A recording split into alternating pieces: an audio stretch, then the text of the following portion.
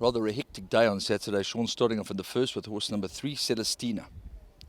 Yes, Celestina gave us two nice runs in Cape Town. Obviously, we're running against unraced horses, so we've got no idea on what we're up against, but I'm sure she'll run a decent race. Fantastic. Second race, number 11 is Wondrous Climber, Samanga.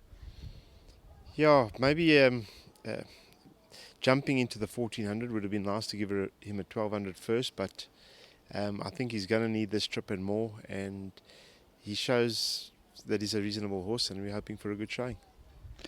Lovely. On to the first leg of the pick six, the two of number 7, Domenico Angelo and Social Order. It will definitely be too short for Domenico Angelo, probably for Social Order too, but he should be running on well. Race 6 double entrance, Bulleting Home, where we've got some lovely work, and the multiple Group 1 winner, French Navy. Oh, Bulleting Home, as I said earlier in the week, he is up against it at the weights, but he's doing well and he has run well with these horses. We're taking a chance at the merit rating, and French Navy, although it's a little bit sharp, he should run a big race.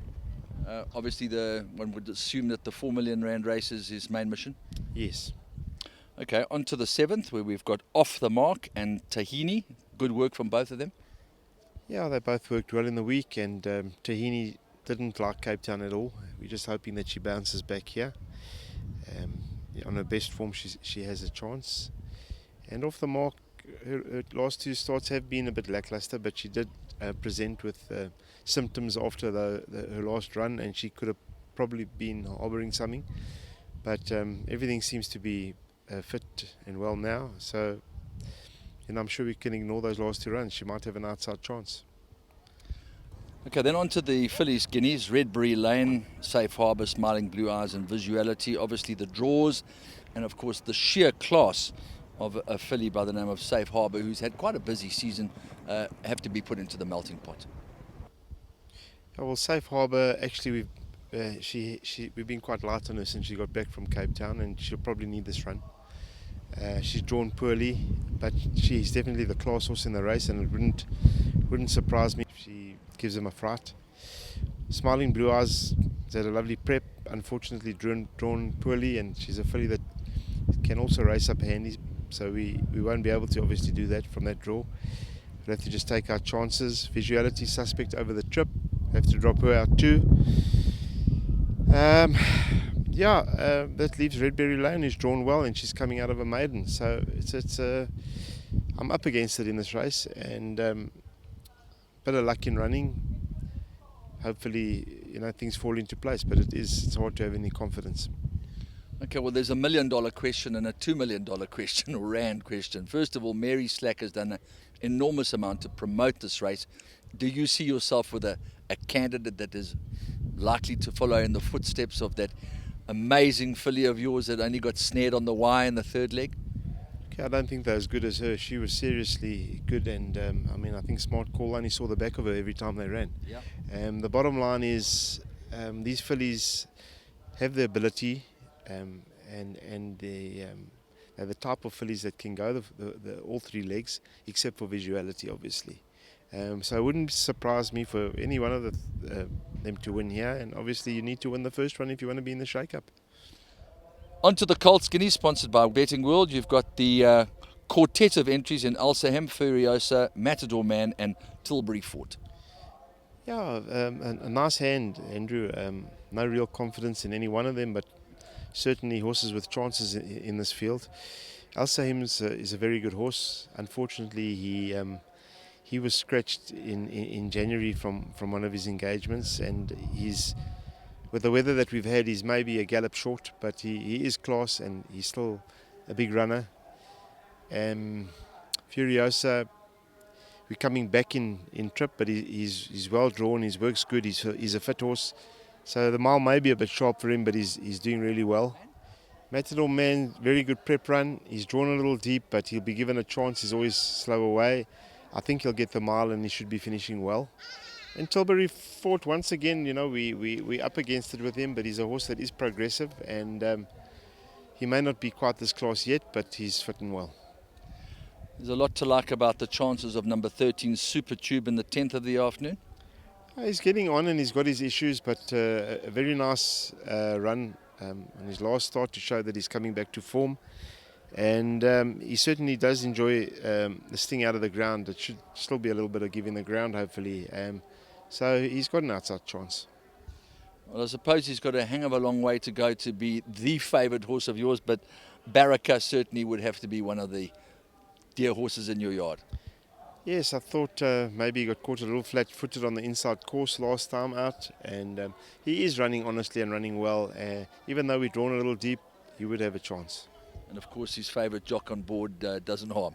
Oh, no, he runs for Pierre, so hopefully that bodes well. Right, a hectic day, 16 runners on Saturday, starting off in the second with horse number 6, Like a Panther. Yeah, and he's been showing us nice work, but he's been showing us that he needs the ground, so that's why we've started him in a 7 furlong. He's not blessed with the jaw, but as you'll probably hear, that's the story of my day. So it's going to depend a lot on how green he is, but if he's not so green, I expect a good run from him. Okay, then on to the first leg of the PA. You've got a horse that's run twice in Cape Town and is the mount of Callan Murray, or referred to Rumbavar. Yeah, she's a type of filly that shows us very good work at home, and we have been slightly disappointed, but in saying that, it seems as if she's crying for the ground, and I think if she can just reproduce her home, she's a big runner. Okay, on to the Hawaii Stakes, race number 6. Smashing look individual, looks like he's doing everything right, Rafif. Yeah, this time he's blessed with a very nice draw of 2. The last 2 times we've had to use a pacemaker, just to make sure there's an honest pace because he was drawn wide. So he's still lightly raced, and I was upset at the time he got beat last time, but in hindsight, the horses only improve, and he got beat by a very hard-knocking sort. And I think 1400 standside track is really his optimum distance, and I think although he's out at the weights, he'll give a very good account of himself.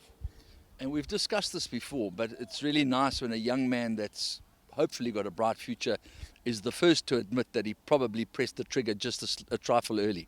Yeah, that's what you want. You're a team and you only learn from mistakes, and no one's blaming or pointing fingers or anybody, but you're right. If you can accept that and improve on that, then we're more happy.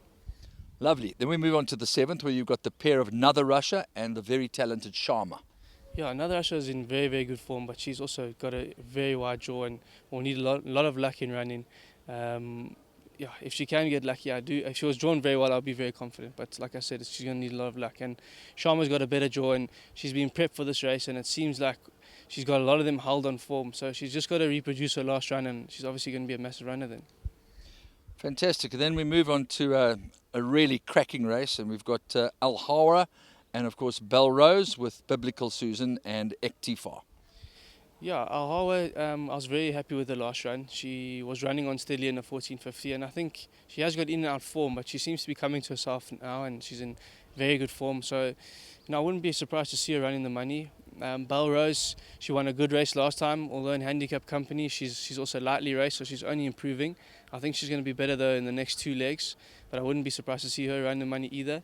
Ektifar, obviously, her form speaks for herself. She's a very talented filly, but she's got a horrible draw and a question mark over the mile. So, if she doesn't burn up too much energy overcoming the draw, then hopefully she can still deliver that same kick in the straight. And she's got also the majority of the field held in form, besides the likes of Safe Harbour. So we're expecting a good run. She's in good form at home. Orchard Island's a type of filly that will go all 3 legs. She should see them out. This will probably be the bottom end of her range. She's doing very well, and I think she's got the class to be a big runner. Lovely. Then the moment of truth is upon us with Heavenly Blue and Janubi, and of course the fact that you've always declared that you were prepared to learn from the experience of going to Cape Town and prepare this horse specifically for the Triple Crown. I refer, of course, to Heavenly Blue. Yeah, his last run was a tough one, and he came into the straight. If you look at 400 meters, you're still 10 lengths behind. You can't win when you're that far back, and it wasn't easy from that draw. So anyway, it just gave us a nice opportunity to give him a bit of time off and mature, and he really has matured well. He's looking exceptional. Now that he's matured, this is probably looks a bit short for him actually, and I think in the next 2 legs he's going to be at his best. In saying that though, he has got the form to be very competitive, and he deserves to be favourite, I think, and I'm expecting a big run from him, but he will improve plenty. Janubi is probably the fitter of the 2 and more at the peak and more suited to the mile. He's the type of horse that likes to check up in the morning, and if he can just reproduce that, I obviously expect a big run from him too. Okay, then moving on to the 2 hard knockers in King Mambo's Legacy and Smart Mart. Yeah, it's difficult for them. They're kind of in their place with their ratings, but they're very honest horses. King Mamba's legacy is fighting fit. He's got a nice draw, so just need things to go his way, and hopefully he can just run a nice, honest race again. And Smart Mart's come back from Cape Town. We just freshened him up a little bit. He's got a tough draw to overcome. There's a few races we got planned out for him during the season, so we expect some improvement from him. Be happy just to see him running on like 4th, 5th. And then to put the lid in the day, Sultry. Yeah, Sochi, she doesn't show much at home, but she seems like a filly that just is crying for ground. And last one was all wrong. She came back, she was coughing, and so we just backed off her a little bit. She seems to be in good form again, doing well at home. I'd like to see her just run a nice place because there's also a nice program set out for her. So I'm looking for a nice positive run. Right, Clinton, quite a busy day for you on Saturday, starting off in the first with Georgia May. Yeah, look, Georgia May's small, very speedy little filly, probably better suited to an 800, but she could run a place. Fantastic. On to the second, you've got Rayo, number 7, and Calvin Habib. Yeah, Rayo, he probably needs a ground. He'll probably still be a little bit green for the 1400, but he drew well. That's probably the main reason I ran him. You've got another runner in the second, number 10, Whirly Whirly. Whirly Whirly is a very smart animal. Whether Andrew Fortune reckons he's right for the 1400, so let's hope Andrew's right. He's run 3 starts, 3 places, finds himself a little bit outpaced, but I really like Whirly Whirly, and if he does stay the 1400, I think he's a big runner. Fantastic. Okay, right on to the fourth race where you've got the pair of Light the Night and Wellspring. Light the Night, not a good animal. It will be his last start if he doesn't improve. Wellspring, I was a bit disappointed with his run. I thought he'd finish closer last time. I actually thought he'd finish about midfield, but I think he got beat about 8 or 9 lengths. He's got to improve. Okay, and then on to the fifth, first leg of the jackpot, you've got the pair of I Am Titanian and Ortega. Yeah, Ortega, I think she broke her pelvis. Not convinced. Something happened behind. She was off for a long time. She showed us good work, but it's not going to be a hard run for her. We're just trying to get her back into it. Titanium ran on Tuesday night, ran 6th, then was declared a non-runner. The pens hit her on the head. She's not good in the pens in any case, so she could definitely run into the money. Titanium. And of course, it will be very much day racing, which could help at that stage of the game. Yeah, look, I don't think it had anything to do with it. What happened is when the pens opened, she actually came out the head of the field, but the gate came back and hit her in the face. But the thing to get her in the pens is another story. But very hot filly, but she could run into the quartet. But my best runner is definitely Whirly Whirly. Well, Tim, I think it's a case of quality versus quantity on Saturday for you guys.